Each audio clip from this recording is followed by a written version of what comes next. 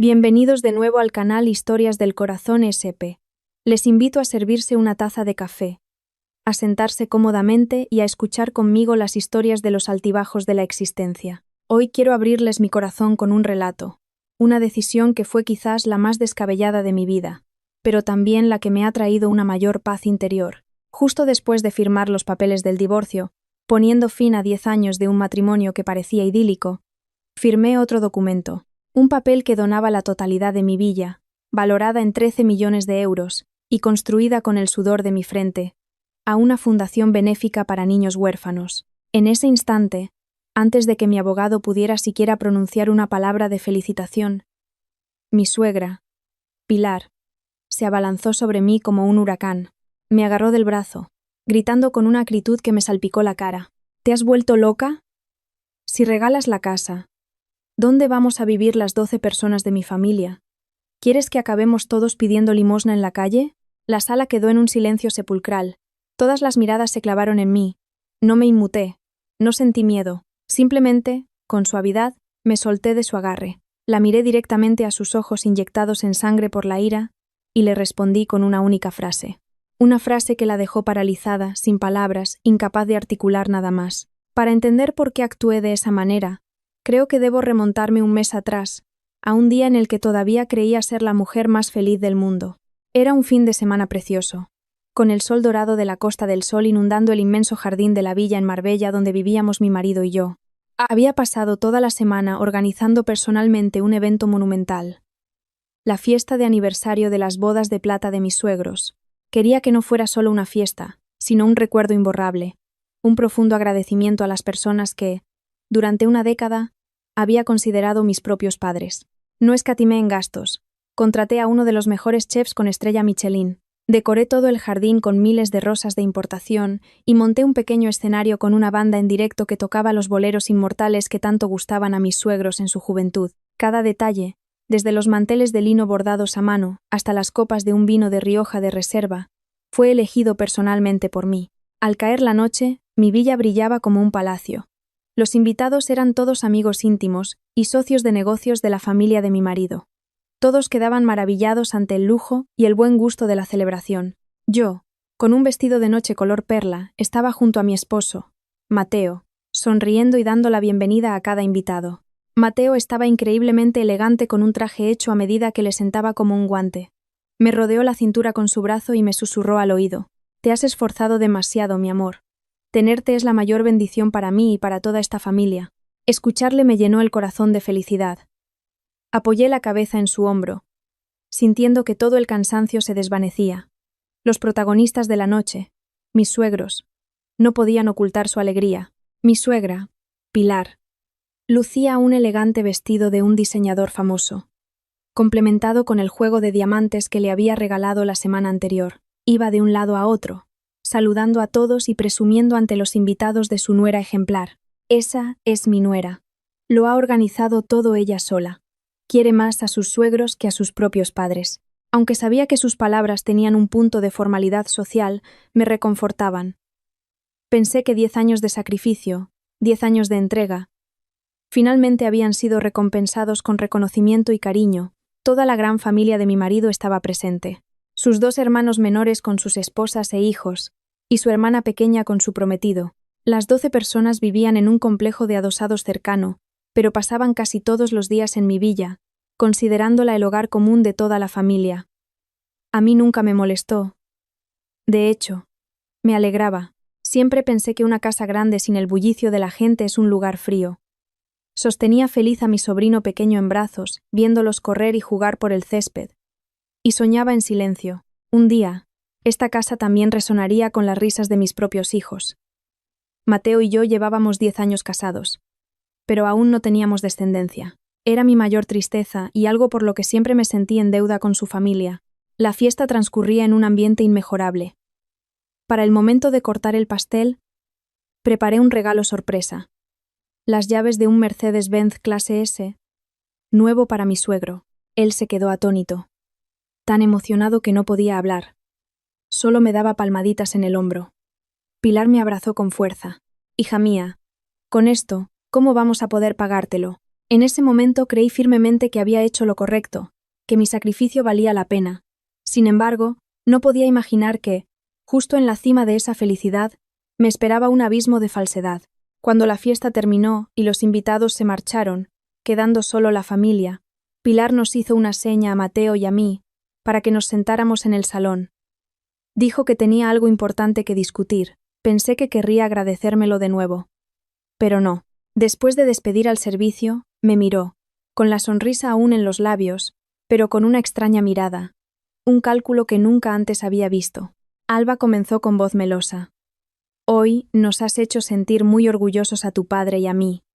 Toda esta familia, todo nuestro linaje, te está muy agradecido. No es nada, madre. Es lo que debía hacer, respondí con humildad. Ella asintió y continuó lentamente. Sé que quieres a esta familia, que quieres a Mateo, pero mira, un hombre que sale a hacer negocios necesita tener una posición. Nuestro Mateo es listo, guapo, pero donde quiera que va, la gente sabe que vive en una casa a nombre de su mujer. A veces, surgen comentarios malintencionados que no le hacen bien a su carrera. Empecé a sentir que algo no iba bien. Mateo, a mi lado, me tomó la mano, mirándome con ternura. Cariño, no te preocupes. Mamá solo se preocupa por mí. Pilar continuó, con la voz igual de suave. Se me ha ocurrido una idea. Y es por el bien de vuestro matrimonio. Por el bien de esta familia. ¿Qué tal si pones la villa a nombre de Mateo? Al fin y al cabo, sois marido y mujer. El patrimonio es de los dos. Pero si está a su nombre, tendrá más prestigio para emprender grandes proyectos. Cuando un hombre es el cabeza de familia, hasta la fortuna de la casa prospera más. ¿No crees que es así? Cada una de sus palabras fue como un martillo invisible golpeando mi cabeza. Esta villa no era solo una propiedad. Era el resultado de 10 años de mi juventud. Era el fruto de vender la empresa que había levantado desde cero. Era el símbolo de mi independencia y mi esfuerzo. Y ahora, mi suegra, con una razón de lo más absurda, quería que renunciara a ella sin más. La sonrisa se congeló en mi rostro. Miré a Mateo, esperando que dijera algo, que me defendiera. Pero él permaneció en silencio, aún sujetando mi mano. Su mirada, expectante, se posaba en mí. Sentí un escalofrío recorrer mi espalda. La sonrisa de mi suegra me pareció de repente extraña y aterradora. Si sienten curiosidad por saber qué le respondía a mi suegra y qué conspiraciones espantosas se escondían detrás de esta petición irrazonable, no olviden suscribirse al canal y activar la campana de notificaciones para no perderse la continuación de esta dramática historia. El silencio que siguió a la propuesta de mi suegra, Pilar, se hizo tan denso que podía oír el zumbido de un mosquito perdido en el salón. Su sonrisa seguía ahí, pero ya no tenía la calidez que yo había imaginado. Era como una máscara perfecta que ocultaba un cálculo frío. Miré a mi marido, Mateo, el hombre al que había dedicado 10 años de mi juventud para amarlo y construir un futuro. Su mano todavía sostenía la mía, pero ahora la sentía laxa y distante. No me miraba a mí, ni a su madre. Su mirada esquiva estaba fija en un ramo de orquídeas que adornaba una esquina de la habitación. Su silencio en ese momento fue más cruel que cualquier palabra. Era un consentimiento tácito, un acuerdo alcanzado sin siquiera consultarme. Sentí que el pecho se me oprimía. Intenté respirar hondo, buscando mi propia voz, esa que el asombro parecía haberme robado. Madre, creo que esto es una decisión muy importante. Necesito tiempo para pensarlo, tartamudeé. Cada palabra me costaba un esfuerzo. Pilar asintió levemente, su sonrisa inalterable. Por supuesto, hija. Solo es una sugerencia. Lo hago por el futuro de vuestro matrimonio. Piénsalo con calma. No hay prisa. Se levantó. Me dio una palmadita en el hombro. Un gesto cargado de intenciones ocultas. Bueno, estoy cansada. Me voy a la cama. Descansad vosotros también. Subió las escaleras con paso tranquilo, como si acabara de comentar el tiempo que haría mañana. Me quedé sola con Mateo en el inmenso salón.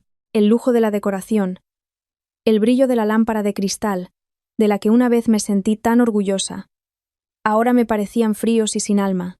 Mateo se giró por fin para mirarme. Forzó una sonrisa. No le des más vueltas. Mamá solo lo decía por decir. Siempre se preocupa demasiado por nosotros. Retiré mi mano de la suya, un pequeño gesto que contenía un abismo de decepción. Mateo, ¿tú también piensas como ella? ¿También crees que debería poner la villa a tu nombre? Pregunté. con la voz temblorosa. Mateo pareció desconcertado. Se rascó la cabeza, un gesto habitual en él cuando se sentía en un aprieto. No, no exactamente. Pero, si lo piensas, lo que dice mamá tiene sentido. Soy un hombre, el pilar de la familia. Tener una propiedad importante a mi nombre me da otra voz en los negocios. Además, la casa sigue siendo de los dos. No se va a ir a ninguna parte, ¿por qué te preocupas? ¿El pilar de la familia? Casi me eché a reír, una risa amarga. Mateo, en los últimos 10 años, ¿quién ha sido el verdadero pilar de esta casa? ¿No lo sabes? Mi empresa, el dinero que yo gano, esta casa. ¿Alguna vez has tenido que preocuparte por el dinero un solo día? Mis palabras parecieron herir su orgullo. Frunció el ceño, y su tono se volvió un poco más agrio. Alba, ¿por qué dices eso? Yo también trabajo, también gano dinero, y contribuyo a esta familia. No porque ganes más dinero, tienes derecho a menospreciarme. No te menosprecio, me atraganté con las palabras. Simplemente no entiendo por qué ni siquiera tú te pones de mi lado. ¿Por qué quieres quitarme el único bien que demuestra mi esfuerzo? Nuestra discusión no llegó a ninguna parte. Mateo empezó a levantar la voz. Me llamó egoísta. Dijo que no pensaba en mi marido, ni respetaba a mi suegra. Dijo que había cambiado, que ya no era la chica dulce y dócil de antes. Cada palabra que pronunciaba era una puñalada en mi corazón. Dejé de discutir. Me di cuenta de que, en su mente, que yo me sacrificara y renunciara a mis cosas por él y por su familia, era algo que daba por sentado. Estoy cansada, dije, agotada. Quiero irme a dormir. Me di la vuelta y me fui, dejándolo solo en medio del salón. Esa noche no pude dormir. Le di la espalda a Mateo, fingiendo estar profundamente dormida, pero las lágrimas caían en silencio, empapando la almohada. Por primera vez en 10 años, me sentí sola en mi propio matrimonio. Creí que solo había sido un momento de debilidad de mi marido, un comentario impulsivo de mi suegra, pero me equivocaba. En los días siguientes, una presión invisible comenzó a cernirse sobre mí desde todos los frentes. Pilar ya no mencionaba directamente el cambio de titularidad. En su lugar, recurría a tácticas más sutiles. En cada comida, suspiraba y contaba la historia del hijo de la señora A, cuya esposa le había puesto la empresa a su nombre, y ahora sus negocios prosperaban como la espuma. O la historia del señor B, que gracias a tener una gran casa a su nombre, había sido ascendido a director. Cada una de sus historias era una flecha directa hacia mí. No solo lo decía delante de mí, también llamaba a sus otros hijos y a sus parientes para quejarse de que su nuera mayor, ahora que era una mujer de éxito, menospreciaba a la familia política, y era una tacaña que no quería poner las propiedades a nombre de su marido. Los rumores empezaron a extenderse. Las miradas inquisitivas y los susurros comenzaron a dirigirse hacia mí. Mateo se volvió cada vez más distante. Ya no había palabras dulces ni abrazos cálidos.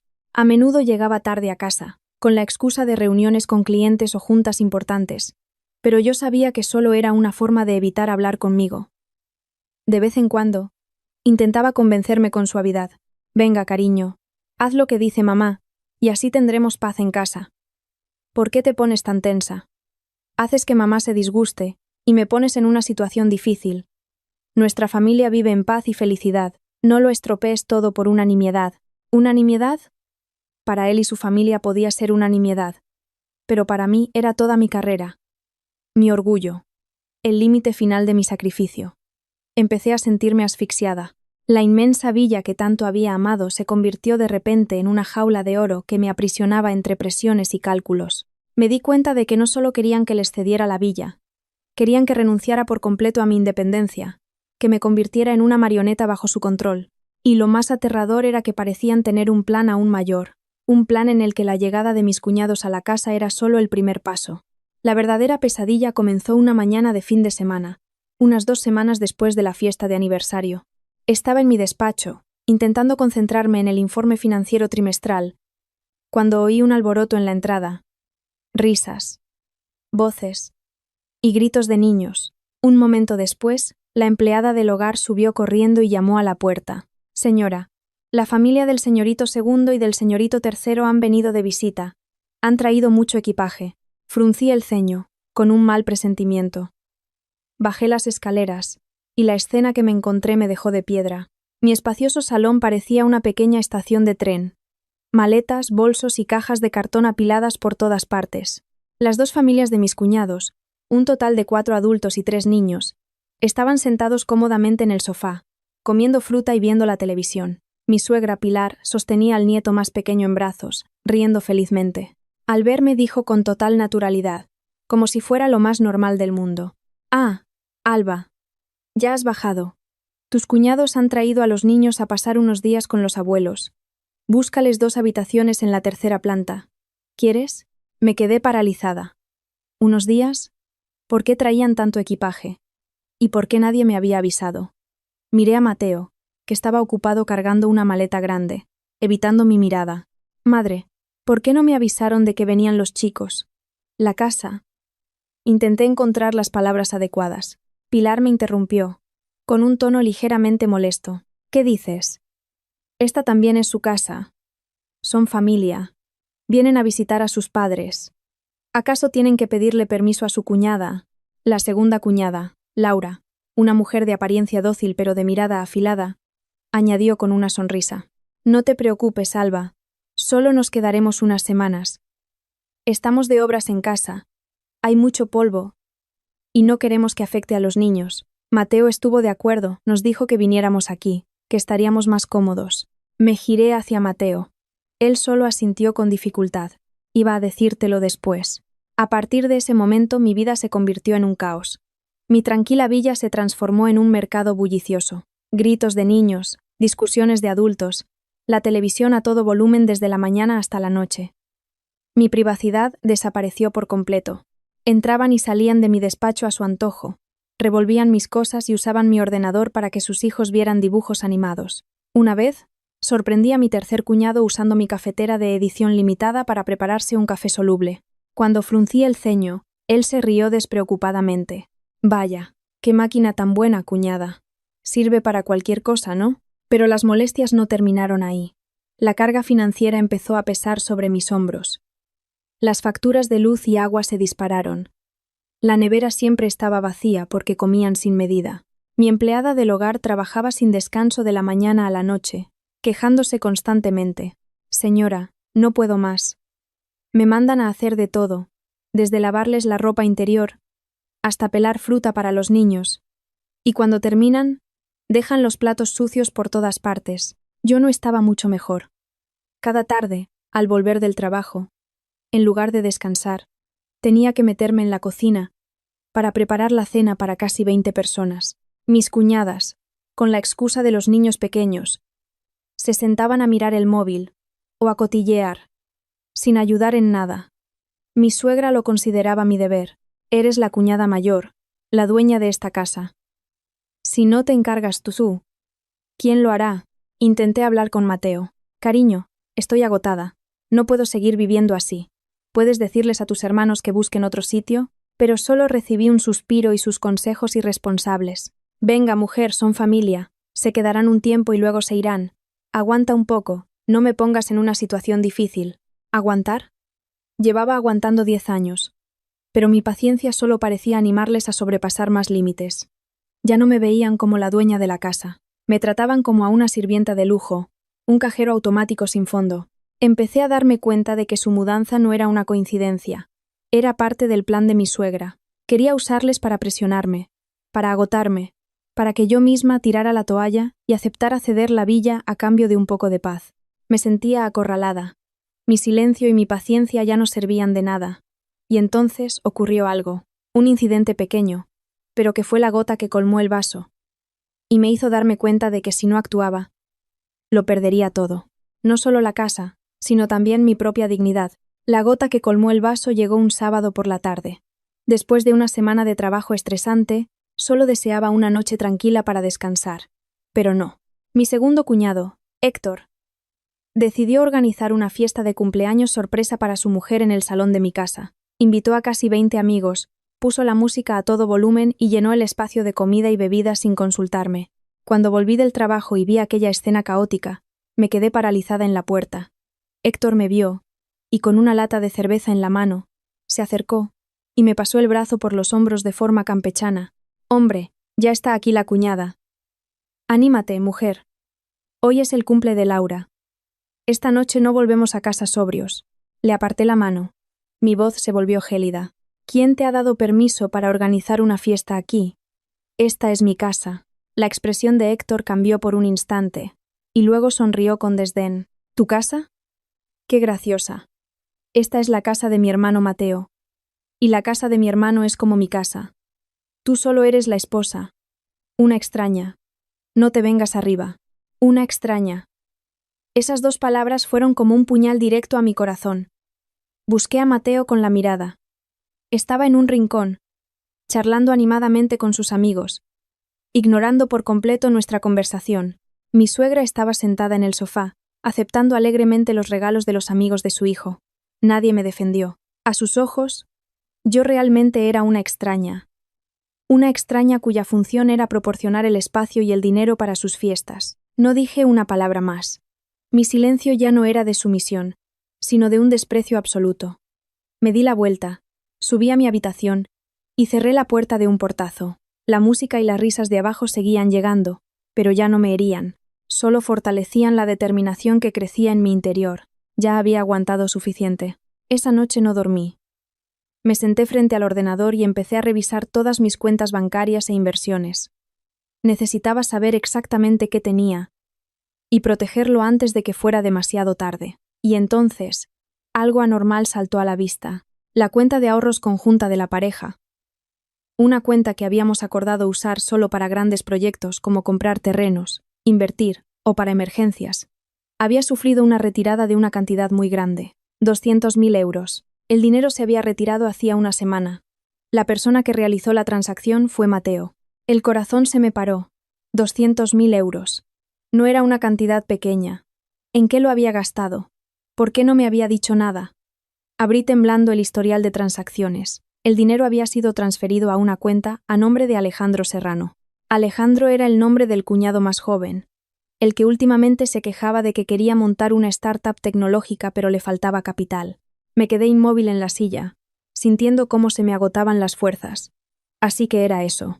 Mientras yo me desvivía pagando todos los gastos de la gran familia, mi marido había sacado en secreto el dinero de nuestros ahorros conjuntos, el fruto de mi sudor y mis lágrimas, para dárselo a su hermano pequeño para que montara un negocio. ¿Qué me consideraba? ¿Un tesoro inagotable? A la mañana siguiente no fui a trabajar. Me senté en el salón, puse el extracto bancario sobre la mesa y esperé en silencio a Mateo. Cuando salió del dormitorio y vio el papel sobre la mesa, su rostro cambió por completo. ¿Ya lo sabes? Tartamudeó. ¿Saber qué? ¿Que sacaste 200.000 euros de la familia sin mi permiso para prestárselos a tu hermano? ¿O que has traicionado mi confianza durante todos estos años? Pregunté, con una calma aterradora. Mateo empezó a entrar en pánico. Intentó explicarse. Alba, escúchame. Alejandro tenía una oportunidad de negocio muy buena. Solo se lo he prestado. Me ha prometido que me lo devolverá con intereses. Pensaba decírtelo cuando todo estuviera en marcha. ¿Un préstamo? ¿Sin consultarme lo llamas un préstamo?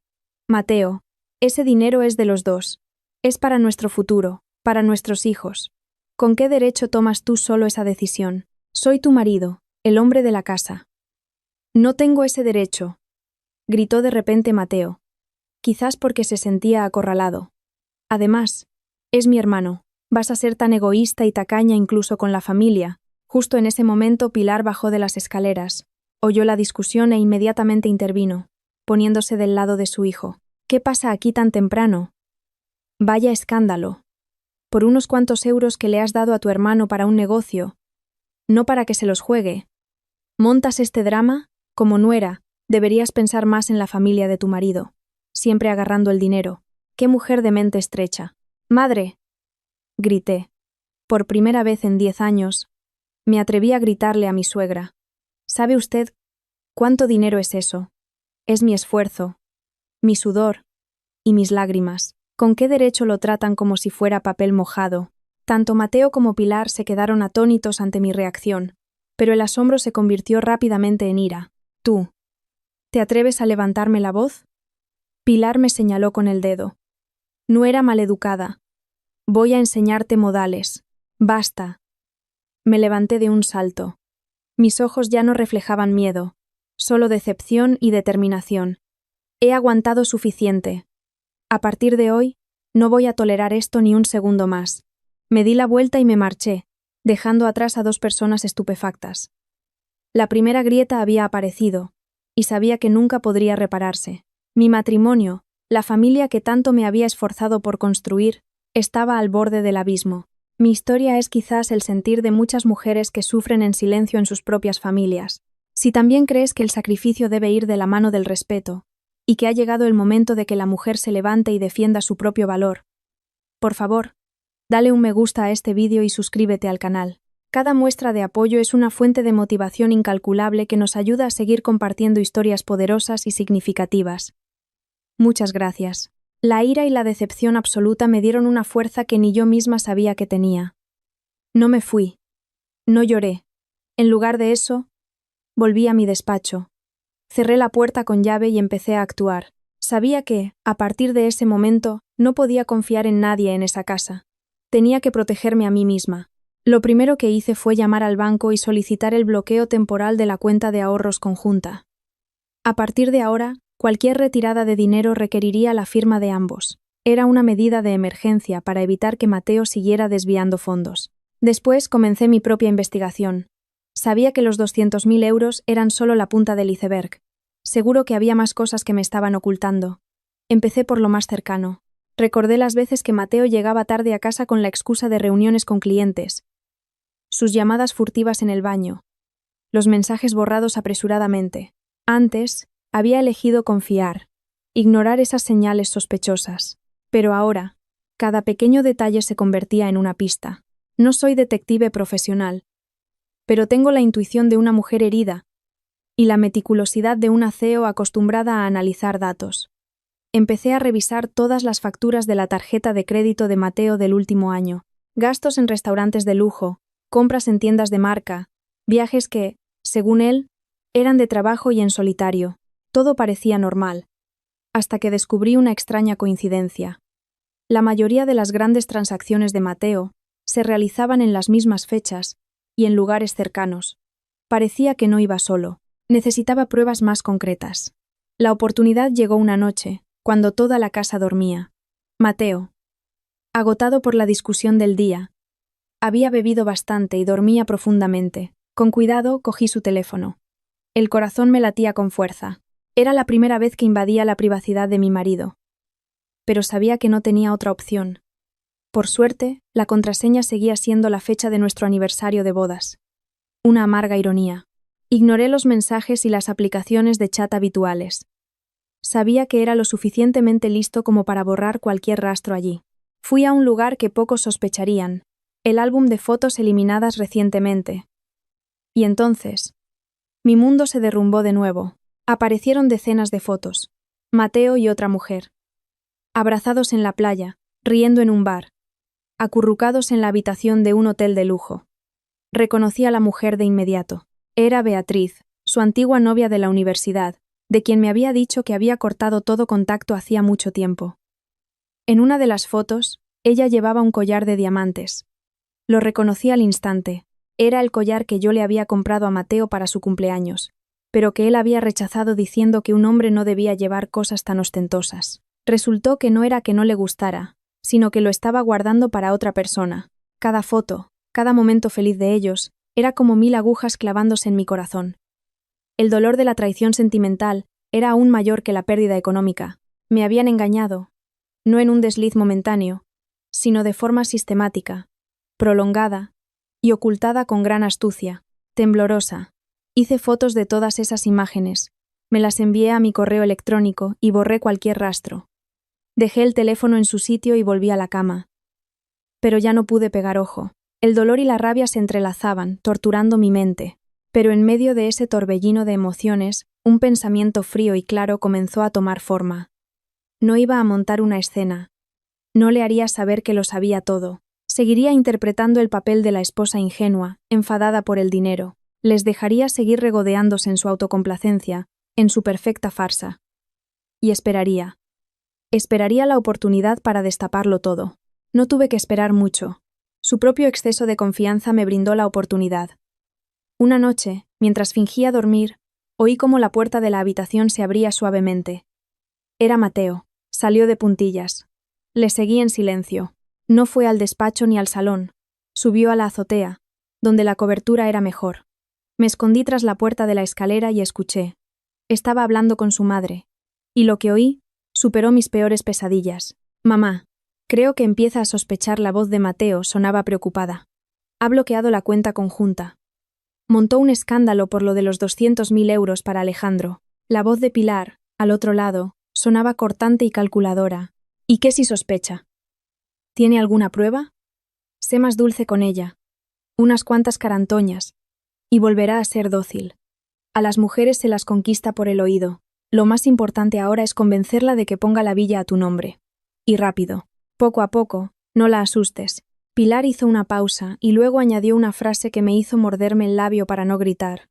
Cuando la casa esté a tu nombre y todo sea nuestro, ya podrás echarla a la calle si quieres. Entonces, ya podrás traerte a Beatriz a vivir aquí o hacer lo que te dé la gana. Me quedé paralizada en la oscuridad. Me temblaban las manos y los pies. Un frío glacial me recorrió el cuerpo. Así que no era solo un engaño económico. No era solo una infidelidad. Era una conspiración meticulosamente planeada para apoderarse de todos mis bienes y luego desecharme como un objeto inútil. Y la mente maestra no era otra que mi suegra, la mujer a la que una vez había respetado. Ya no lloré. El dolor se había transformado en un odio absoluto. Un odio frío y afilado. Regresé en silencio a la habitación. Mi corazón se había convertido en piedra. Las mentiras habían sido descubiertas. La conspiración revelada. A partir de ese momento, ya no habría una Alba ingenua y débil.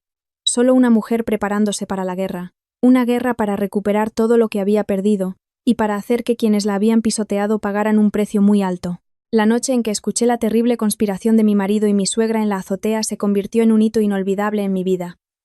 Fue como un veneno que mató por completo el amor y la poca confianza que me quedaba, pero al mismo tiempo fue el antídoto que me hizo despertar por completo y escapar del papel de esposa ingenua en el que me había encerrado durante 10 años. A la mañana siguiente me desperté sin lágrimas, sin angustia. En su lugar, sentía una calma extraña, la calma del ojo del huracán. Miré al hombre que dormía plácidamente a mi lado, el mismo que la noche anterior planeaba echarme de casa, y no sentí absolutamente nada. Para mí, ahora era un enemigo, un adversario al que debía derrotar. Sabía que para enfrentarme a toda una familia de intrigantes y calculadores, no podía actuar sola. Necesitaba un plan perfecto, aliados de confianza y pruebas irrefutables. Decidí no montar un escándalo, no desenmascararlos de inmediato. Eso sería una jugada torpe. Seguiría actuando. Interpretaría el papel de una esposa herida por el dinero, que poco a poco se ablandaba ante las súplicas de su marido. Les dejaría pensar que seguía siendo una pieza en su tablero, para que bajaran la guardia y cometieran más errores. Lo primero que hice fue llamar al señor Robles, un veterano abogado que me había asesorado desde los inicios de mi carrera. No era solo un abogado, era como un tío para mí. Un gran amigo al que respetaba enormemente.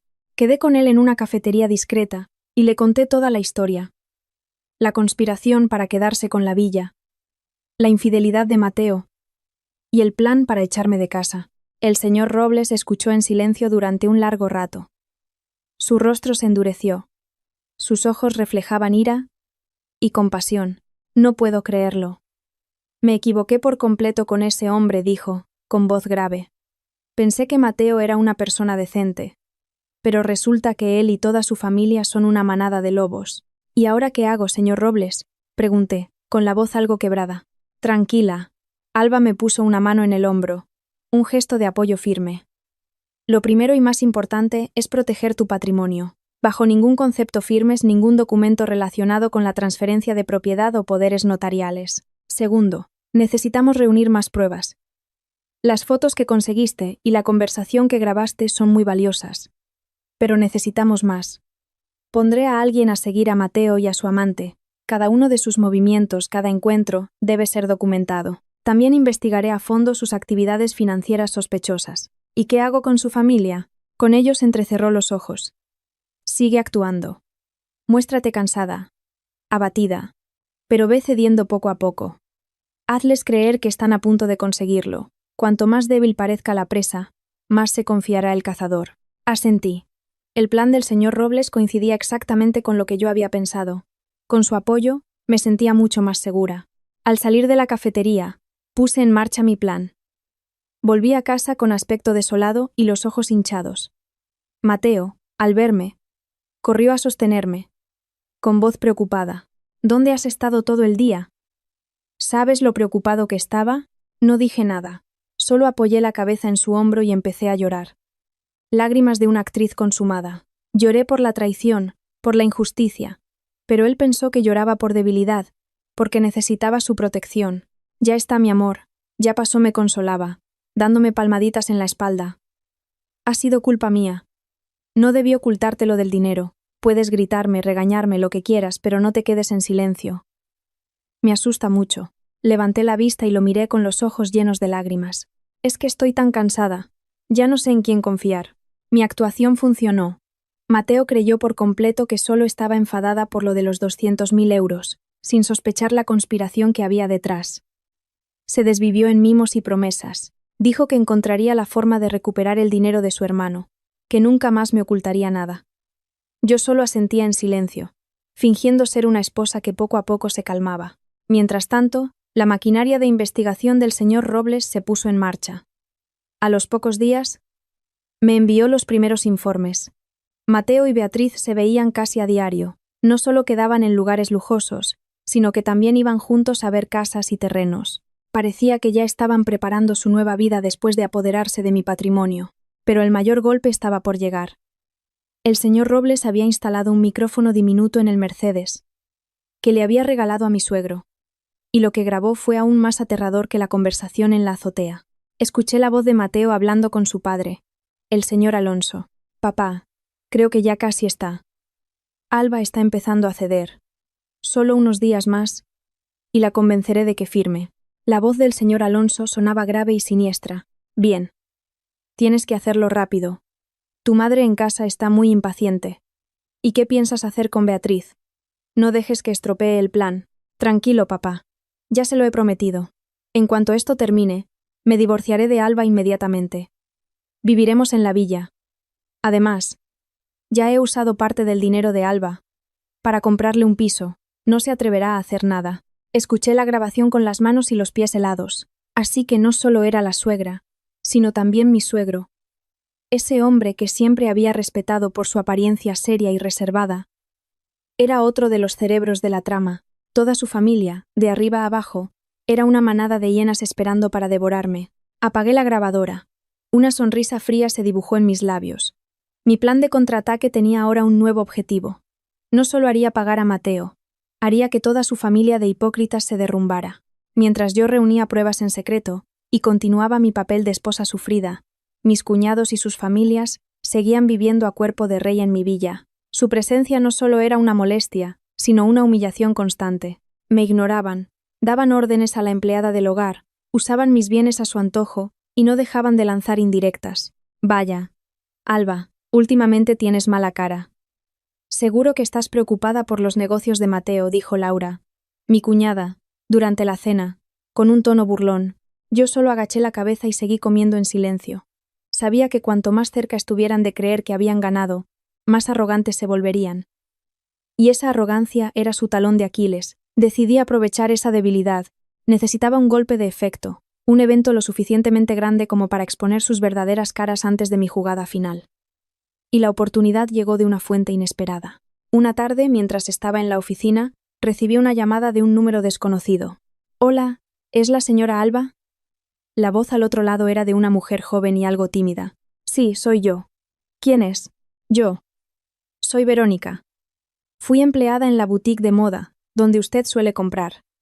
Tengo algo que creo que debería saber. Su voz sonaba muy urgente. Me sorprendió un poco, pero escuché con paciencia. Y lo que Verónica me contó me dejó helada. Señora, disculpe si la molesto, pero me parece tan injusto que no puedo quedarme callada. Su marido, el señor Mateo, está saliendo con la gerente de la tienda, la señora Beatriz. Beatriz, ese nombre otra vez, abriendo de nuevo mi herida. ¿Puedes explicarte mejor? Intenté mantener la calma. Sí, llevan viéndose a escondidas mucho tiempo. El señor Mateo viene a la tienda a menudo, No para comprarle cosas a usted, sino para ver a la señora Beatriz. Le ha comprado muchísimos artículos de lujo carísimos, siempre las últimas colecciones. Todo el mundo en la tienda lo sabe, menos usted. Verónica hizo una pausa, y luego soltó una información aún más explosiva. Y, señora, creo que la señora Beatriz está embarazada del señor Mateo. Últimamente ha tenido náuseas y su vientre ha crecido. Mis compañeras y yo lo sospechábamos, pero ayer escuché sin querer una conversación que tuvo con una amiga. Se jactaba de que pronto sería la dueña de una gran villa, que el señor Mateo le había prometido dejar a su esposa para casarse con ella en cuanto terminara un asunto. Mi mundo se vino abajo. Embarazada. Dejarme para casarse con ella. Así que su plan no se limitaba a quedarse con mis bienes. Era un plan de reemplazo, un plan para instalar a su amante como la nueva señora de la casa por la puerta grande. El dolor y la rabia me consumieron. Creía estar preparada para lo peor, pero esta verdad me destrozó. No solo me había traicionado, iba a tener un hijo con otra mujer, mientras que durante 10 años siempre me había dicho que no teníamos prisa, que la carrera era lo más importante. Verónica, ¿estás segura?, pregunté de nuevo, con la voz temblorosa. 100% segura, señora, afirmó con rotundidad. Incluso tengo algunas fotos de ellos juntos en el centro comercial. Si quiere, se las envío. Gracias, Verónica. Muchas gracias. Colgué el teléfono, temblando. Me derrumbé en la silla, las lágrimas brotaban sin control. Pero no me permití llorar mucho tiempo. Me sequé las lágrimas, y el dolor se transformó rápidamente en una determinación fría. Ya está. Esta era el arma que necesitaba. Un arma lo suficientemente poderosa como para destruir por completo la farsa moral de toda su familia. Llamé inmediatamente al señor Robles para informarle de la noticia. Él tampoco pudo ocultar su ira. ¡Qué sinvergüenza! Mandaré a alguien a confirmarlo ahora mismo. Menos de un día después, el señor Robles tenía los resultados. Verónica tenía razón. Beatriz estaba embarazada de 4 meses, y según la información que había recopilado, Mateo la había llevado a una clínica privada de lujo para las revisiones. Todas las pruebas estaban sobre la mesa. Sabía que había llegado el momento de actuar. No me enfrentaría a ellos a solas. Haría que toda su familia, los que habían encubierto su pecado, presenciaran la escena. Elegí el momento de la cena del fin de semana, cuando todos estuvieran presentes. Preparé deliberadamente muchos platos deliciosos. Puse la mesa con esmero. El ambiente familiar parecía alegre y acogedor. No tenían ni idea de que sería su última cena en paz. En medio de la cena, mientras todos reían y charlaban, me levanté de repente, con una copa de vino tinto en la mano. Tengo algo que anunciar a toda la familia, dije. Mi voz clara captó la atención de todos. Me miraron con sorpresa. Pilar sonrió, probablemente pensando que iba a anunciar la cesión de la casa. Dinos, hija, qué buena noticia es. Es una noticia muy grande. Sí, sonreí, mirando a Mateo con una sonrisa cargada de intención. Nuestra familia pronto tendrá un nuevo miembro. Todos exclamaron. Pilar estaba radiante. ¿De verdad, hija? ¿Estás embarazada? ¡Qué maravilla! ¡Qué maravilla! Mateo también se quedó atónito. Y luego su expresión se tornó feliz. Quizás pensó que era una afortunada coincidencia, que ese hijo sería la cuerda que me ataría a él con más fuerza, pero le arrojé un jarro de agua fría. Negué con la cabeza. No, no soy yo. Es Beatriz, la amante de Mateo. El comedor se sumió en un silencio mortal. La sonrisa de Pilar se congeló en sus labios. Mis cuñados se miraron boquiabiertos. Mateo se puso blanco como el papel. Se levantó de un salto. Alba, ¿qué tonterías estás diciendo? ¿Tonterías? Me reí con desdén. Saqué un fajo de fotos que Verónica me había enviado y las arrojé sobre la mesa. Entonces, ¿qué son estas fotos? Tú y Beatriz, muy acaramelados en el centro comercial, tú llevándola a sus revisiones médicas. Explícamelo. Y continué, sacando otro papel. Y esto es una ecografía. Feto de 16 semanas. Perfectamente sano. Vas a ser padre. Querido marido. Felicidades. Felicidades a toda la familia. El caos estalló. Pilar, temblando, señaló a Mateo. ¿Tú... ¿Es verdad? Mateo balbuceaba, incapaz de articular palabra. Mis cuñadas empezaron a susurrar entre ellas. La acogedora cena familiar se había convertido en un juicio, y yo, la esposa traicionada, era la jueza que dictaba la primera sentencia a su falsedad. Para quienes seguís la historia de Alba, Si sentís la misma indignación ante la mentira y la traición, y admiración por su fuerza y determinación, mostrad vuestro apoyo con un me gusta y suscribiéndoos al canal. Vuestro pequeño gesto es un gran estímulo para nosotros, demostrando que la justicia y la verdad siempre son valoradas y apoyadas.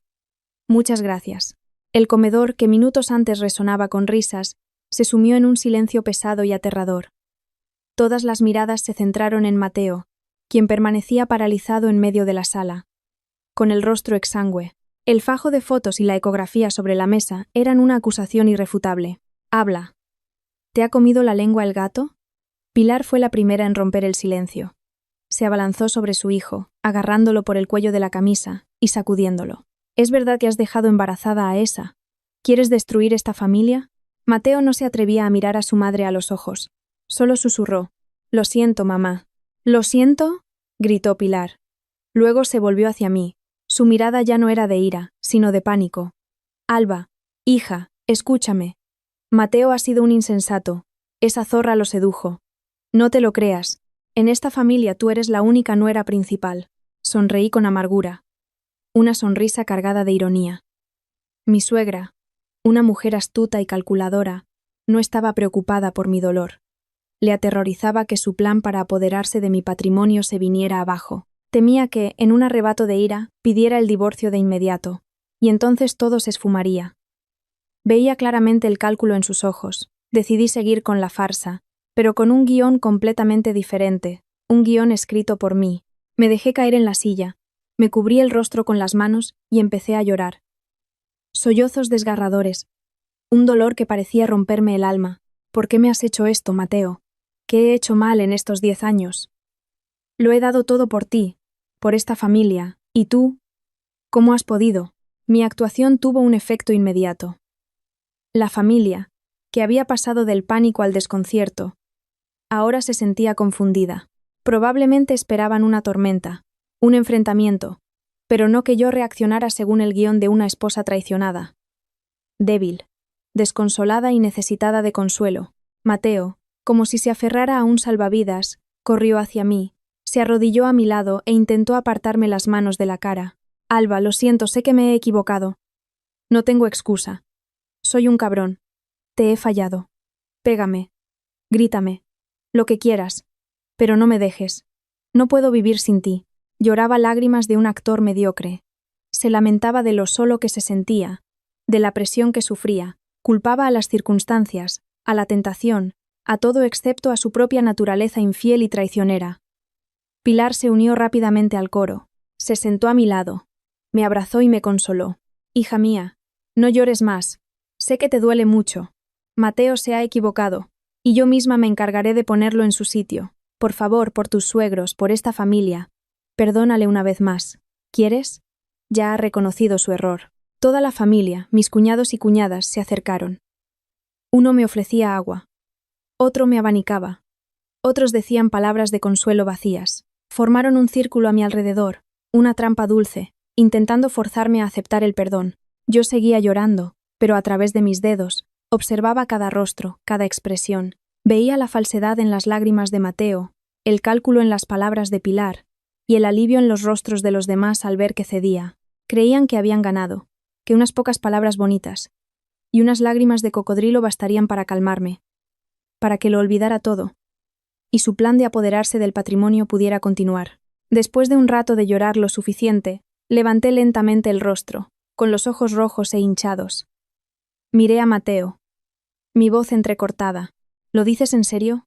¿De verdad vas a romper con ella? Te lo juro. Mateo levantó 3 dedos.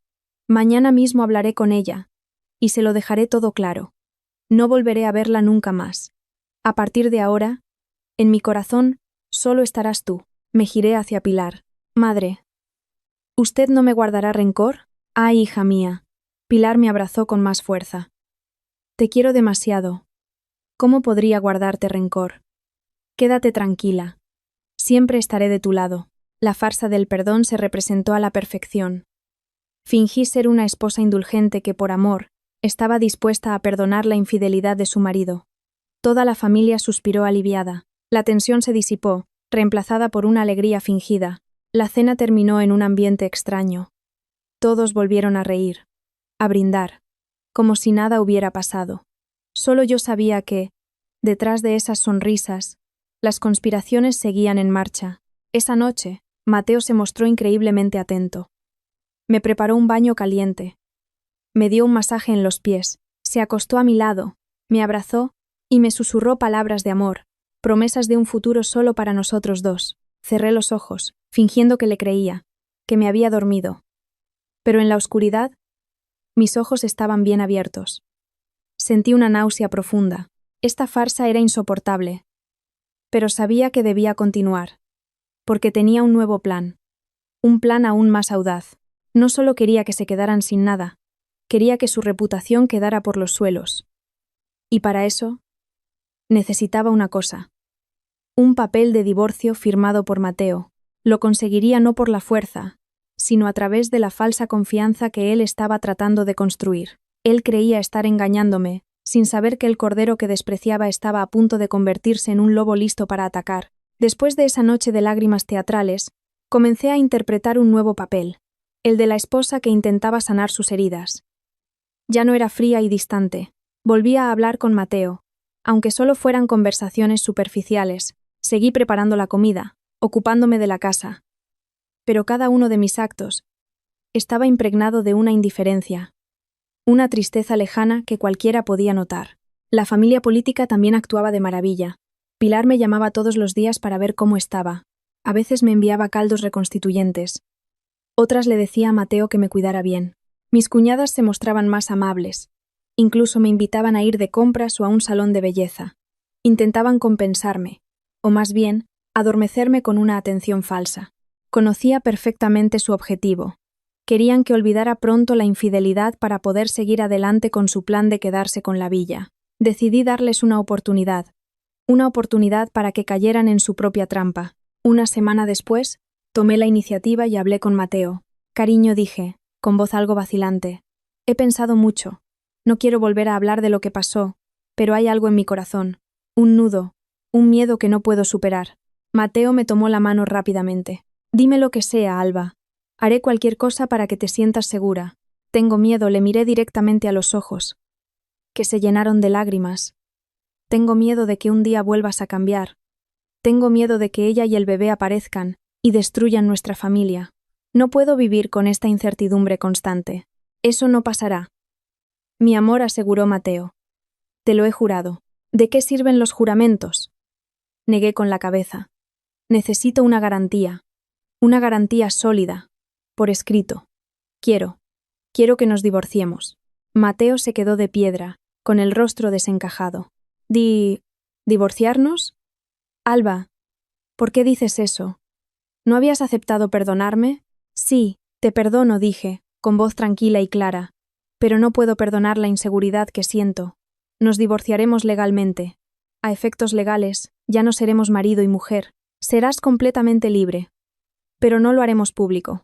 Seguiremos viviendo juntos. Seguiremos siendo una familia a los ojos de todos. Seguirás siendo mi marido y el padre de nuestros futuros hijos. Haremos un acuerdo. Te daré una parte justa de mi patrimonio para que puedas hacer negocios por tu cuenta, sin que digan que dependes de tu mujer. A cambio, debes prometerme que nunca más volverás a verla. Si algún día descubro que sigues viéndola a escondidas, entonces se acabará de verdad y no recibirás nada más. Mi propuesta fue una jugada maestra. Apuntaba a todo lo que Mateo y su familia deseaban.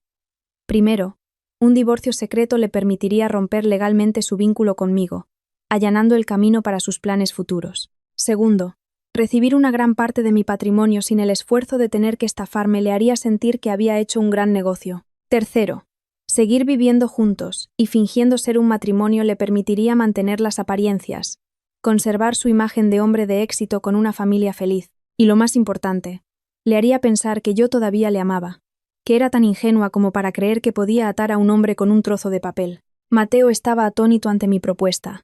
No podía creer que yo hubiera ideado una solución tan perfecta. Me miró, escrutándome, tratando de encontrar alguna trampa, alguna conspiración. Alba, ¿lo dices en serio? ¿De verdad piensas así?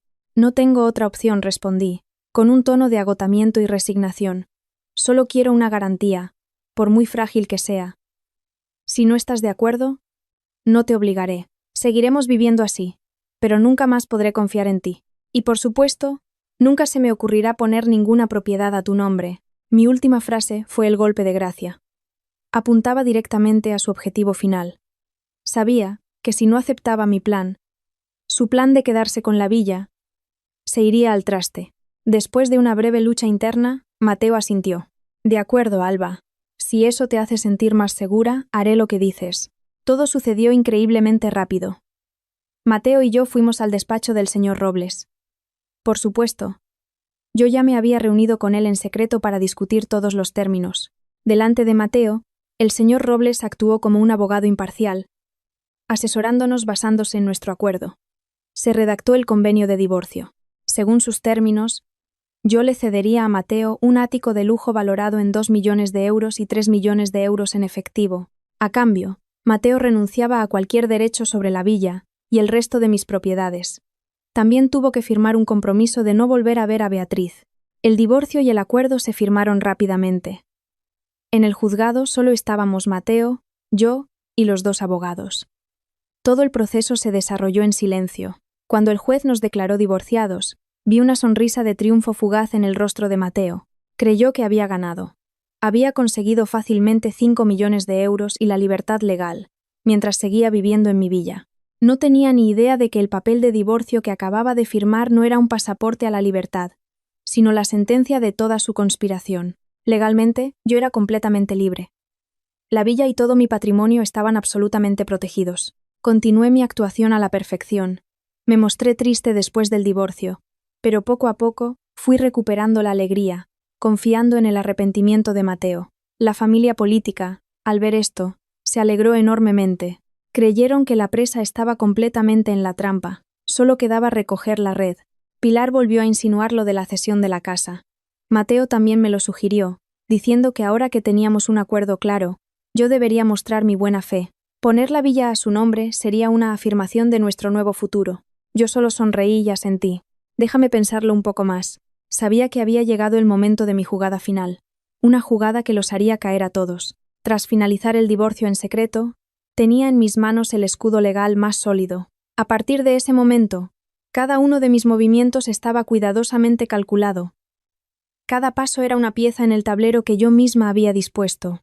La familia de mi exmarido, sumida en su autocomplacencia, no tenía ni idea de que estaba bailando al borde del abismo. Me presionaban constantemente para que cumpliera mi promesa de poner la villa a su nombre, sin saber que su propia codicia y su impaciencia los empujaban hacia la trampa final. Sabía que no podía alargar más la farsa. Necesitaba una excusa, un evento lo suficientemente grande y lógico para dar la vuelta a la tortilla de manera espectacular. La idea me vino una mañana mientras leía el periódico. Un pequeño artículo en la sección de economía sobre la Fundación Nuevos Horizontes, una respetada ONG dedicada a construir hogares y escuelas para niños huérfanos, me llamó la atención. Las imágenes de esos niños, con sus miradas puras pero carentes de afecto, me tocaron el corazón. De repente, me di cuenta de que mi inmensa villa, que albergaba a personas llenas de egoísmo y cálculo, tendría mucho más sentido si se convirtiera en un verdadero hogar para esas almas inocentes. Un plan audaz y algo descabellado comenzó a formarse en mi mente. No vendería la casa ni me la quedaría. La donaría, convertiría lo que ellos más anhelaban en una antorcha que consumiría por completo su conspiración y su máscara de hipocresía. Contacté inmediatamente con el señor Robles y le expuse mi intención. Al principio, se quedó algo sorprendido por mi decisión, pero después de escuchar mis razones, me apoyó por completo. Alba, esta es una jugada magistral. No solo protege tu patrimonio, sino que te coloca en una posición moral completamente diferente. Te ayudaré a completar todos los trámites de la forma más rápida y discreta posible. Empecé a colaborar con la Fundación Nuevos Horizontes. Me reuní con su directora, una mujer mayor de gran corazón y visión. Cuando le conté mi intención, se emocionó profundamente. Alba, tu gesto es increíblemente noble. Tu villa, con su ubicación y su espacio, se convertirá en un hogar modelo, un refugio que cuidará y nutrirá a cientos de niños desamparados. En nombre de todos ellos, te lo agradezco de corazón. Todos los trámites legales se llevaron a cabo con sumo cuidado. Se redactó un contrato de donación con cláusulas estrictas, para garantizar que la villa se utilizara para el fin previsto y no pudiera ser transferida ni utilizada con fines comerciales. Pedí que todo se mantuviera en el más absoluto secreto hasta el día del anuncio oficial. Mientras tanto, en casa, empecé a lanzar el anzuelo. Me mostré cada vez más blanda ante la insistencia de Mateo y su madre. Les dije que lo había pensado bien, que estaba de acuerdo en ceder la propiedad, pero que quería hacerlo de una manera especial. Quiero organizar una gran fiesta en casa, le dije a Mateo, con una expresión soñadora. Quiero invitar a todos nuestros parientes y amigos íntimos para que sean testigos.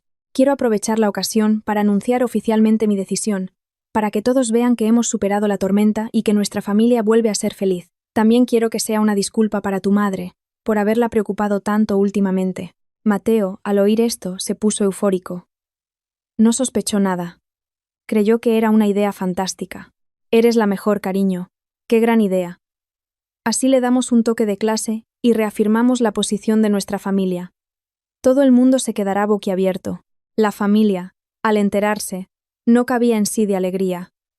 Inmediatamente elaboraron una larguísima lista de invitados, llena de gente ante la que querían presumir y demostrar su estatus. Pilar incluso me pidió que invitara a algunos periodistas conocidos de la familia para que cubrieran la noticia y le dieran más bombo. Sonreí y acepté todo. No te preocupes, madre. Me encargaré de que todo sea perfecto. No sabían que los periodistas que yo iba a invitar eran muchos más, y de medios mucho más importantes de lo que imaginaban.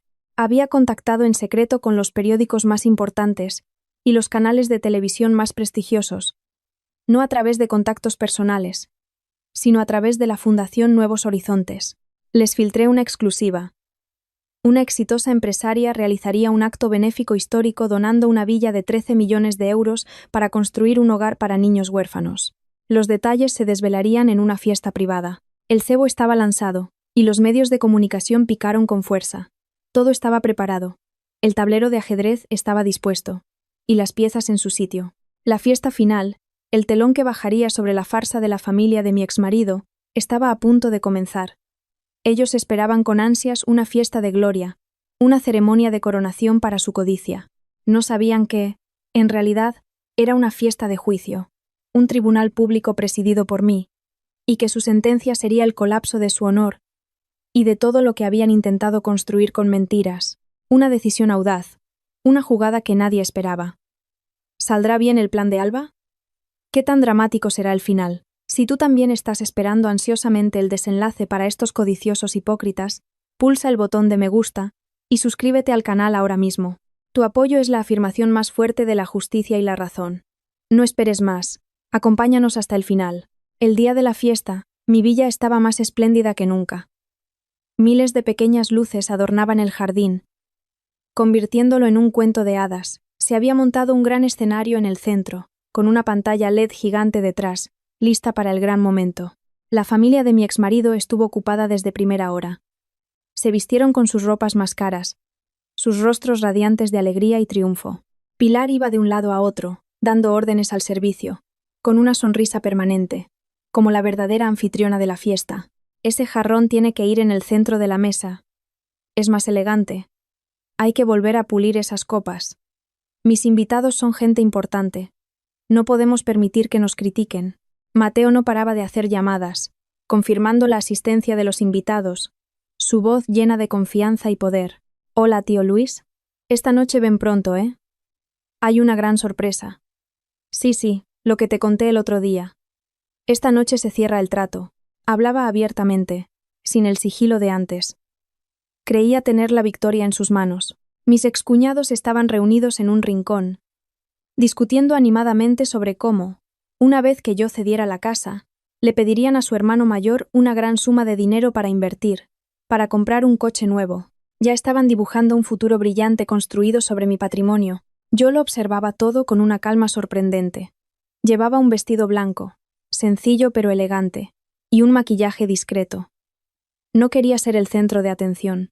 Esta noche el escenario no era para mí, sino para ellos, los protagonistas de la tragicomedia de sus propias vidas. Cuando los invitados empezaron a llegar, el ambiente se animó aún más. Tal y como esperaba, la familia había invitado a muchas figuras importantes del mundo de los negocios y a parientes lejanos que yo nunca había visto. Querían que el mayor número de personas posible presenciara su triunfo. Pilar y su marido Alonso estaban en la puerta, saludando a todos y presentando a Mateo con un orgullo desbordante. Este es Mateo, nuestro hijo mayor. Pronto asumirá grandes responsabilidades en la familia. Mateo, con el pecho henchido, sonreía y aceptaba las felicitaciones. De vez en cuando, su mirada se cruzaba con la mía, una mirada que era a la vez una orden y un favor. Yo me limitaba a permanecer en un rincón, sonriendo y saludando a los invitados conocidos, desempeñando a la perfección mi papel de esposa devota que apoya a su marido. Nadie se daba cuenta de la tormenta que se gestaba bajo esa aparente calma. Entre los elegantes invitados, un grupo de personas vestidas con sencillez entró discretamente y se sentó en un rincón apartado. Eran los periodistas que yo había invitado. No llevaban cámaras aparatosas, solo pequeñas cámaras fotográficas y sus móviles. Habían venido como amigos de la familia, mezclándose con la multitud, observando en silencio, esperando. La familia de mi exmarido, absorta en su propia actuación, no se percató de su presencia, y entonces apareció una invitada especial que hizo que el ambiente en la entrada se tensara por un momento. Era la señora Morales, la directora de la Fundación Nuevos Horizontes. Venía con algunos de sus colaboradores, también vestidos de forma sencilla. Pilar los miró con el ceño ligeramente fruncido. Probablemente no recordaba haber invitado a esas personas. Me acerqué rápidamente, sonriendo para darles la bienvenida. Señora Morales, gracias por venir. Hola, querida la señora Morales, me tomó la mano y la apretó suavemente. Un evento tan significativo como este, no podíamos faltar. Le presenté a la señora Morales a mi ex-suegra. Madre, esta es la señora Morales, una amiga muy especial. Pilar solo asintió con cortesía, y se apresuró a atender a otros invitados más importantes. No tenía ni idea de que esa mujer sencilla, a la que acababa de ignorar, sería quien asestaría el golpe definitivo a su arrogancia. La fiesta comenzó oficialmente. Tras algunas actuaciones musicales y brindis vacíos, Mateo subió al escenario. Cogió el micrófono. Las luces del escenario le daban un aspecto radiante y poderoso. Carraspeó, sonrió a la multitud. Damas y caballeros, queridos familiares y amigos. En primer lugar, permítanme, en nombre de mi familia, agradecerles a todos por acompañarnos en esta celebración tan especial. Habló con fluidez, recitando un discurso bien preparado sobre el amor familiar, el deber filial y la importancia del hombre como pilar del hogar. Y hoy enfatizó, su voz volviéndose solemne, en este ambiente tan cálido, nuestra familia quiere anunciar una decisión muy importante, una decisión que marcará un nuevo rumbo, un nuevo futuro para toda nuestra gran familia. Y la persona que anunciará esta decisión no es otra que mi amada esposa, Alba Rojas. Todas las miradas se volvieron hacia mí. Los aplausos resonaron. La familia de mi exmarido me miraba con ojos de ánimo, instándome. Esperaban que dijera las palabras que tanto tiempo llevaban anhelando. Respiré hondo, sonreí y me levanté. Subí al escenario con paso firme. Las luces me daban de lleno, pero no me deslumbraban. Me sentía extrañamente tranquila. Había llegado el momento, el acto final. Miré a Mateo, a toda su familia. Sus rostros brillaban de triunfo. No sabían que, en cuestión de minutos, todas esas sonrisas se convertirían en puro terror. Desde el escenario, bajo las luces brillantes y ante cientos de miradas, no necesité ningún guión. Simplemente sonreí, una sonrisa genuina, y tomé el micrófono. Buenas noches a todos. Buenas noches, padres, hermanos y... Buenas noches, Mateo. Mi voz sonó clara y resonó por toda la sala. Hoy me siento inmensamente feliz. Feliz de estar aquí, en la casa que construí con tanto esfuerzo, y de compartir con ustedes la decisión más importante de mi vida. Tal como acaba de decir mi marido. Vi a Mateo y a Pilar a sentir satisfechos desde abajo. Creyeron que seguía su guión. Damas y caballeros, continué, con la voz ligeramente quebrada por una emoción perfectamente interpretada. Durante estos 10 años, siempre he creído que el bien más preciado no es el dinero ni las propiedades, sino una familia feliz y un corazón capaz de amar y compartir. Siempre he intentado vivir y trabajar según ese lema. Dirigí una mirada afectuosa a la familia de mi exmarido. He tenido la gran suerte de tener un marido que siempre me ha querido, una familia política que siempre me ha protegido. Me han enseñado mucho, especialmente el valor de dar. En ese momento vi a Pilar sacar un pañuelo para secarse una lágrima. Probablemente interpretaba el papel de la suegra emocionada. Y hoy, quiero realizar el mayor acto de generosidad de mi vida. Quiero que mi amor se extienda más allá, hacia aquellos que realmente lo necesitan. Hice una pausa para que la curiosidad de la gente llegara a su punto álgido. Luego me giré hacia la pantalla LED gigante que tenía detrás. Por favor, dirijan su atención a la pantalla. La pantalla se iluminó, pero la imagen que apareció no era un documento de cambio de propiedad. Era un breve vídeo, producido profesionalmente. Empezaba con imágenes de niños huérfanos, con miradas inocentes, en hogares precarios. Una música suave y melancólica llenó la sala. El público enmudeció. La familia de mi exmarido empezó a mostrarse desconcertada. No entendían qué estaba pasando. Estos niños, mi voz resonó por los altavoces, mezclándose con la música. No tienen padre, ni madre, ni un hogar al que volver. Su sueño, a veces, es tan simple como una comida caliente o una cama abrigada. El vídeo continuaba, mostrando las actividades de la Fundación Nuevos Horizontes. Clases de apoyo, comedores sociales, gestos de afecto. Pero ahí fuera hay muchos corazones de oro. Personas que trabajan en silencio día y noche para dar esperanza a estas vidas desfavorecidas. Y yo he tenido la suerte de conocerlos. Me volví de nuevo hacia la multitud.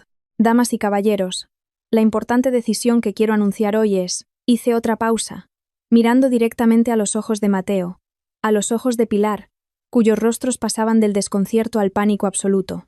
Yo, Alba Rojas, he decidido donar la totalidad de esta villa, valorada en 13 millones de euros, a la Fundación Nuevos Horizontes, para construir un hogar y una escuela para niños huérfanos, que se llamará Hogar de la Esperanza.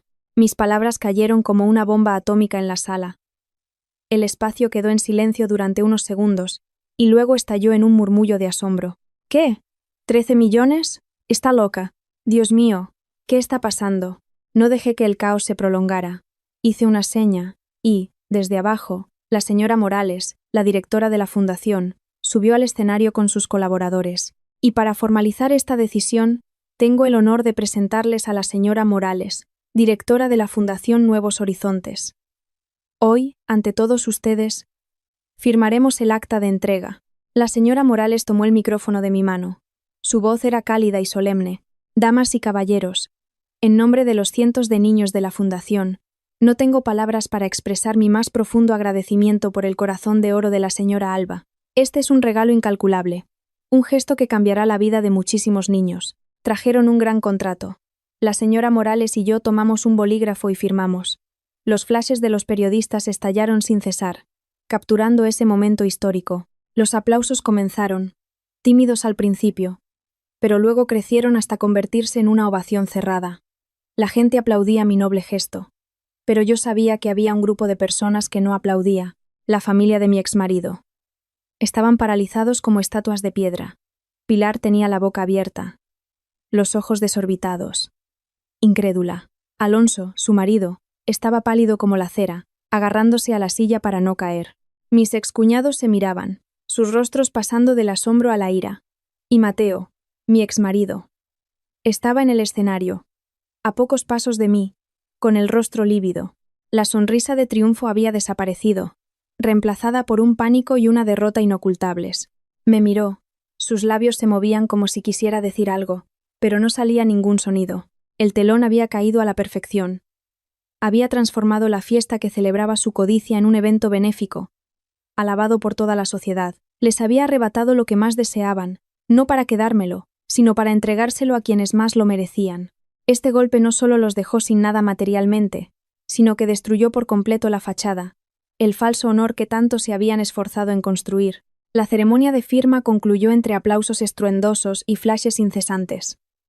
Los periodistas, como un enjambre, nos rodearon a la señora Morales y a mí.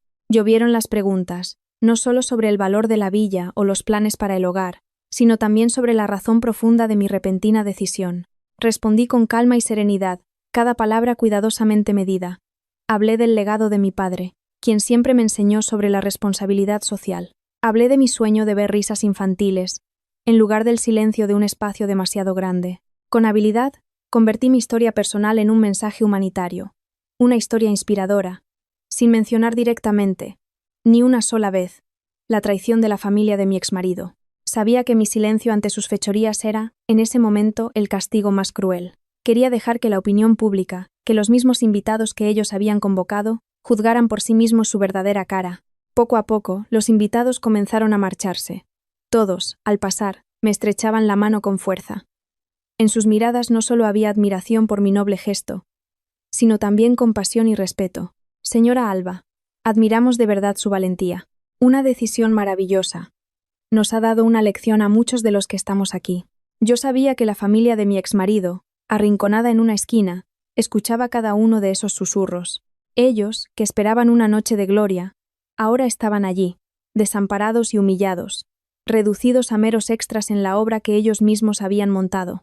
El protagonismo que anhelaban ahora brillaba intensamente sobre la persona a la que habían intentado destruir. Cuando el último invitado se fue y los últimos periodistas recogieron sus equipos, el esplendor de la villa se sumió en un silencio aterrador. Solo quedábamos yo, mi madre, el señor Robles y toda la familia de Mateo. 12 personas. Estaban agrupados en un rincón como una manada de animales acorralados, mirándome con una mezcla de odio y pánico. Ese silencio sepulcral se rompió con un grito agudo y desquiciado. Alba Rojas, ¿estás loca? Pilar.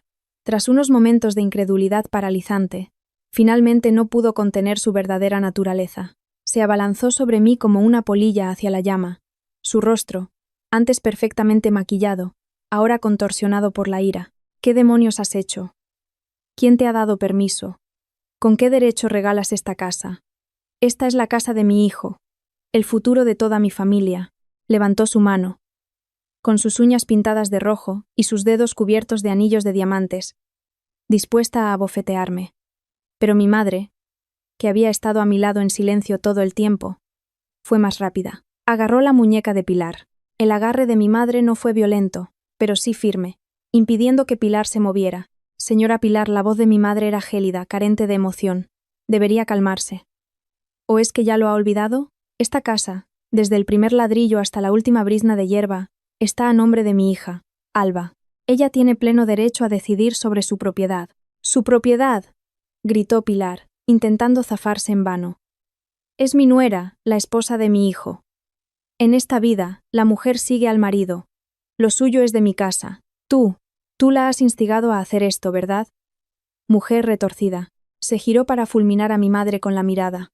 Nadie ha tenido que instigarla. Salí de detrás de mi madre y me enfrenté a Pilar. Mis ojos ya no reflejaban miedo ni sumisión, solo una calma glacial. Ha sido mi decisión, y no creo que deba pedirle permiso a nadie, especialmente a personas que solo me ven como un instrumento. ¡Tú! Pilar se ahogaba de rabia. Me señaló, temblando. Si regalas esta casa, ¿qué pasa con las 12 personas de mi familia? Los 2 hermanos de tu marido, tus suegros, todos vivimos aquí. ¿Quieres que acabemos en la calle, para que todo el mundo se ría de nosotros? Ahí estaba, la frase que había estado esperando, la frase que revelaba todo su egoísmo, su codicia y su descaro. Incluso en ese momento, no reconocía el más mínimo error. Seguía considerando su derecho vivir a costa de mi patrimonio. La miré, y una sonrisa casi imperceptible se dibujó en mis labios. Con lentitud, saqué de mi bolso de mano una carpeta doblada. La abrí con parsimonia y saqué un papel. Señora, me temo que ha estado tan ocupada planeando el futuro de su familia que ha olvidado un pequeño detalle. Le mostré el papel, mi voz clara y precisa. Este es el certificado de matrimonio mío y de Mateo. Pero justo en medio, entre nuestros nombres, hay un sello rojo, grande y claro, con una palabra inconfundible: divorciados. Pilar se quedó petrificada. Me arrebató el papel. Sus ojos desorbitados lo leían una y otra vez, como si no pudiera creer lo que veí. Di divorciados. ¿Desde cuándo? Exactamente desde hace 3 semanas, señora, dije, con una calma asombrosa. Legalmente, su apreciado hijo y yo ya no somos marido y mujer. Yo ya no soy su nuera, ni la cuñada de sus hijos. Solo soy una extraña a la que por error han invitado a una fiesta en la que era su propia casa. Luego me giré hacia Mateo, que seguía de pie como una estatua de cera, pálido como un muerto. ¿Verdad, exmarido? Un golpe tras otro. Un silencio mortal envolvió la sala. Toda la familia estaba completamente devastada. No podían creer que, mientras ellos estaban ocupados con su farsa, regodeándose en su plan casi exitoso, yo, en silencio, había puesto fin a la partida con una jugada totalmente inesperada. ¿Y qué? Alonso, mi ex-suegro, finalmente habló tras un largo silencio, su voz ronca, aferrándose a un último resquicio de lógica. Aunque estéis divorciados, la casa se compró durante el matrimonio, sigue siendo un bien ganancial. No tienes derecho a disponer de ella unilateralmente. Tiene usted toda la razón el señor Robles, que había observado todo en silencio. Dio un paso al frente y dejó su maletín de cuero sobre la mesa. Según la ley, es un bien ganancial. Sin embargo, antes de la sentencia de divorcio, ambas partes firmaron un acuerdo de reparto de bienes postmatrimoniales, formalizado ante notario en mi despacho. El señor Robles sacó otro documento, más grueso, y se lo entregó a Alonso. Según este acuerdo, el señor Mateo aceptó voluntariamente un ático de lujo en la urbanización X, valorado en 2 millones de euros, y una suma en efectivo de 3 millones de euros. A cambio, el señor Mateo renunció a todos los derechos y reclamaciones sobre esta villa y cualquier otro bien a nombre de la señora Alba. Y aquí está su firma, en pleno uso de sus facultades mentales y de forma totalmente voluntaria. ¿Qué? ¿5 millones? Gritó Pilar. Esta vez no me miró a mí, sino a Mateo, con una mirada que podría haberlo fulminado. ¿Aceptaste el dinero? ¿Y te atreviste a ocultárnoslo? Mateo solo pudo agachar la cabeza, temblando y balbuceando. Pensaba decíroslo más tarde. Pensabas usar ese dinero para empezar una nueva vida con Beatriz, ¿verdad? Terminé la frase por él. Mi voz era puro hielo. No necesité mostrar la grabación. Solo tuve que ver el rostro descompuesto de su padre para saber que había dado en el clavo. Toda la conspiración, toda la mentira, había sido desenmascarada. No tenían nada que decir en su defensa. Trades. La verdad fue como una bofetada doble, directa a la codicia y la arrogancia de toda la familia. Miré a Pilar, la mujer poderosa, acostumbrada a manipularlo todo, ahora derrumbada en el suelo, con la mirada perdida. Me acerqué a ella, me agaché y le susurré, lo suficientemente bajo para que solo ella y los más cercanos oyeran, pero lo suficientemente afilado para que se grabara en sus mentes para siempre. Señora, el problema de dónde vivirán las 12 personas de su familia es un asunto de su hijo, ese al que tanto ha malcriado y educado. No es responsabilidad de una extraña como yo. A partir de hoy, esta casa, que ustedes ya consideraban suya, pertenecerá a unos niños que la necesitan mucho más que ustedes. Y esa es mi respuesta. Pilar levantó la vista. En sus ojos ya no había ira ni arrogancia, solo una derrota total y un vacío infinito. El telón, de verdad, había caído. Esa noche, después de que mi madre, el señor Robles y yo nos marcháramos, la espléndida villa se sumió en un silencio de muerte, un silencio que presagiaba un colapso total. La familia Mateo, desde la cima de su autocomplacencia, se había precipitado al abismo de la humillación y el fracaso. La noticia de la donación benéfica de 13 millones de euros, junto con los escándalos que la rodeaban, el divorcio secreto, la conspiración para apropiarse de los bienes, se convirtió en una tormenta mediática imparable. No fue solo una noticia sensacionalista en la prensa rosa, sino un tema de análisis en los principales canales de televisión, como un ejemplo paradigmático de la decadencia moral de una parte de la clase alta. Mi historia, que al principio me pintaba como una mujer codiciosa, que abandonaba a su marido tras enriquecerse, dio un giro de 180 grados. El público, ante pruebas irrefutables, vio la imagen completa. Me convertí en el símbolo de la mujer moderna, inteligente, valiente, decidida y con un gran corazón. Mi imagen en el escenario, desenmascarando con calma la falsedad y luego anunciando la donación, inspiró a millones de personas. Por el contrario, la familia de mi exmarido se convirtió en el hazmerreír del país, la encarnación de la codicia, la mentira y la traición. Se desenterró toda la información sobre ellos. Los antiguos fraudes de Alonso, la fama de comerciante deshonesta de Pilar, todo salió a la luz.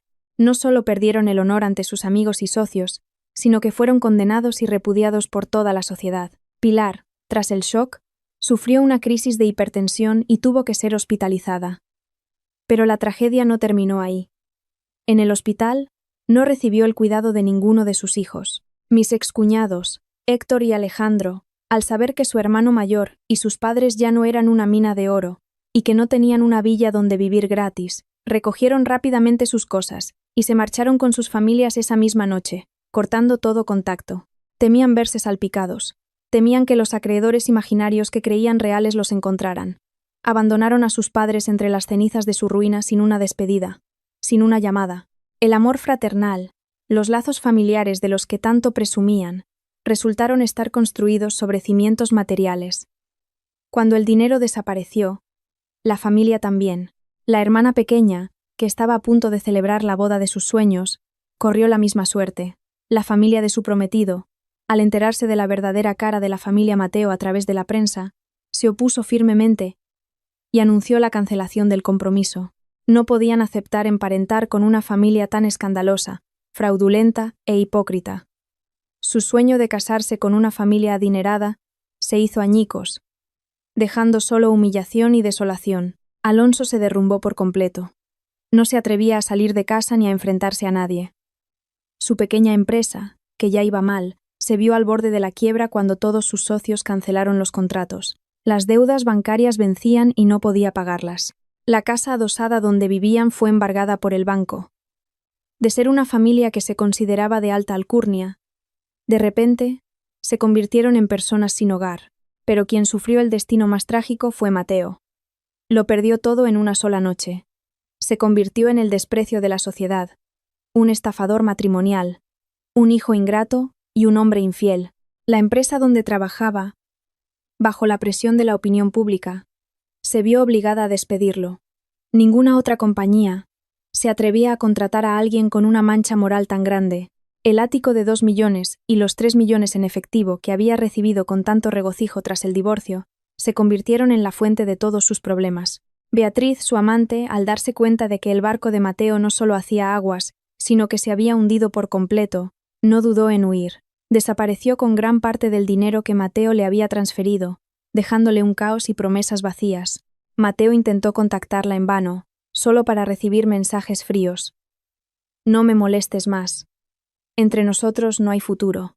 Había perdido a su esposa, su patrimonio, su honor, y ahora también a su amante. Se refugió en el alcohol. A menudo se le veía deambulando por bares de mala muerte, siempre borracho, maldiciendo, culpando al destino, a la sociedad y, sobre todo, culpándome a mí por ser demasiado cruel. Nunca se dio cuenta de que su propia codicia, egoísmo y traición fueron el puñal que él mismo se clavó, acabando con su propia vida. Una semana después de la fiesta, mientras yo estaba con los abogados y los representantes de la fundación realizando los últimos trámites de entrega en la villa, Mateo apareció de repente. Tenía un aspecto tan demacrado que era irreconocible. Barba de varios días, la ropa arrugada, un fuerte olor a alcohol. Entró corriendo, sin un ápice de dignidad, y se arrodilló a mis pies, llorando y suplicando. «Alba, me equivoqué, sé que me equivoqué. Soy un monstruo, una bestia. Por favor, perdóname una vez más. ¿Quieres? Empecemos de nuevo. Te prometo que te trataré bien. Seré tu esclavo si quieres. Retira la donación, por favor. Todavía somos una familia». Le miré. Al hombre que una vez había amado con todo mi corazón. Ahora parecía patético, digno de lástima, pero también despreciable. Mi corazón no sintió nada, ni compasión, ni regocijo, solo un vacío y un profundo asco. «Mateo», dije, mi voz tranquila y fría. «Lo nuestro terminó la noche en que planeaste con tu madre cómo echarme de esta casa. Tu error no fue amar a otra persona. Tu error fue no solo mentir, sino conspirar para dañarme, para robarme y para pisotear a la persona que te acompañó en los años más difíciles. No solo traicionaste el amor, vendiste tu propia dignidad. No mereces el perdón de nadie, ni siquiera el tuyo». Me giré hacia los guardias de seguridad, mi voz firme. «Por favor, acompáñenlo fuera. A partir de hoy, ni este lugar ni mi vida le dan la bienvenida». Se llevaron a Mateo a rastras. No paraba de gritar mi nombre, de pedir perdón, de maldecir, pero ya era demasiado tarde. La pesada puerta de hierro de la villa se cerró lentamente, como el telón de un escenario que pone fin a una tragicomedia, cerrando para siempre 10 años de mi vida, un pasado lleno de dolor y falsedad. Me quedé sola en el inmenso jardín, que apenas una semana antes había sido un escenario espléndido. Ahora había recuperado su tranquilidad. Algunas rosas tardías seguían floreciendo, su suave aroma flotando en la brisa de la tarde. Respiré hondo el aire puro, sintiendo una verdadera liberación. No lo había perdido todo. Al contrario, me había reencontrado a mí misma. Su caída no me trajo alegría, pero sí justicia. Había escapado de una jaula de oro, de personas tóxicas. Una nueva vida me esperaba, una vida que yo misma decidiría, que yo misma construiría. Una vida sin cálculos, solo con paz y sentido. Miré el cielo azul, sin una sola nube. Sabía que, a partir de ahora, nunca más volvería a llorar por ningún hombre. Varios meses después, cuando el ruido del divorcio se había apagado por completo, y los nombres de Mateo y su familia solo eran un cuento con moraleja que la gente recordaba de vez en cuando, mi vida abrió un nuevo capítulo, un capítulo tranquilo, claro y lleno de luz. La villa junto al mar ahora tenía oficialmente un nuevo nombre: Hogar de la Esperanza. Una placa de bronce lucía solemnemente en la entrada. Bajo la dedicada gestión de la Fundación Nuevos Horizontes, el lugar se había convertido en el verdadero hogar de más de 100 niños huérfanos y desamparados. Los lujosos dormitorios de antes se habían transformado en acogedores y limpios dormitorios compartidos. El enorme salón se convirtió en una biblioteca y sala de actividades. El jardín fue remodelado como un patio de recreo con toboganes y columpios. Las risas, los juegos inocentes de los niños, llenaban cada rincón, disipando el aire frío y artificial del pasado. De vez en cuando los fines de semana visitaba el hogar. No iba como una filántropa o una benefactora distante. Iba como una hermana mayor, una amiga, un miembro de la familia. Les llevaba libros, dulces. Leía cuentos con ellos. Jugaba. Les enseñaba a dibujar y a tocar el piano. Escuchaba sus historias, sus sueños ingenuos, sus tristezas silenciosas. Al ver sus ojos clinisas, sus sonrisas radiantes y sin malicia, sentía una felicidad pura, una plenitud que, a pesar de vivir en el lujo, nunca antes había experimentado. Me di cuenta de que el verdadero valor de la riqueza no reside en los ceros de una cuenta bancaria, sino en cuántas sonrisas, cuánta esperanza y cuántas vidas puede cambiar. Ya no vivía en la villa. Me regalé un pequeño y encantador ático en lo alto de un edificio en el centro de la ciudad. No era muy grande, pero tenía una amplia terraza donde cultivaba macetas de rosas y orquídeas, y desde donde podía contemplar toda la ciudad iluminada por la noche. Vivía sola, pero no me sentía sola. Redescubrí la alegría en las cosas simples. Dediqué tiempo para mí misma, aprendiendo cosas nuevas que antes, atrapada en la vorágine del trabajo y la familia. Nunca tuve tiempo de hacer. Me inscribí en un curso de pintura al óleo, retomé el piano que había abandonado en mi juventud y comencé a viajar sola a lugares desconocidos. También volví al trabajo, pero con una mentalidad completamente diferente. Ya no sentía la presión de ganar mucho dinero o de demostrar mi valía. Fundé una pequeña consultoría de inversiones y gestión de riesgos con un único objetivo: apoyar a mujeres emprendedoras. Quería usar mi experiencia, mis conocimientos y mis dolorosas caídas para ayudar a otras mujeres, para que pudieran caminar con confianza y firmeza en sus propias carreras, para que supieran proteger el fruto de su trabajo y no depender de nadie. Mi empresa no solo asesoraba en finanzas, sino que también las conectaba con buenos abogados y psicólogos, creando una sólida red de apoyo. En cuanto a la familia de mi exmarido, ya no buscaba noticias sobre ellos. Todas las deudas se habían saldado legalmente, y quería dejar el pasado en paz. Solo escuché rumores de amigos que decían que, después de vender todo para pagar deudas y compensarme, tuvieron que mudarse a un pueblo remoto para vivir con parientes lejanos. Mateo, tras un período de decadencia, tuvo que aceptar un trabajo como obrero en una fábrica para sobrevivir. Su vida de lujo, su falsa reputación, sus planes calculadores, todo se había derrumbado, dejando solo una cruda realidad y el desprecio de la gente. No sentí regocijo. Solo pensé que la ley del karma nunca perdona, y que el precio de la codicia y la traición es siempre muy alto. Una tarde de otoño, mientras estaba sentada en la terraza, disfrutando de una taza de té y viendo la puesta de sol sobre la ciudad, mi madre vino a visitarme. Trajo un ramo de orquídeas blancas, mis favoritas, se sentó a mi lado, y en silencio, contemplamos juntas la hermosa vista. El ambiente era pacífico. Solo se oía la brisa suave y una melodía clásica que salía del interior. ¿Has encontrado la verdadera paz, verdad, hija?, preguntó mi madre en voz baja, rompiendo el silencio. Asentí y sonreí, una sonrisa serena que nacía desde lo más profundo de mi ser. Sí, mamá, la he encontrado. Una paz que no depende de nadie, una paz que viene del alma. Estoy orgullosa de ti, mi madre me tomó la mano.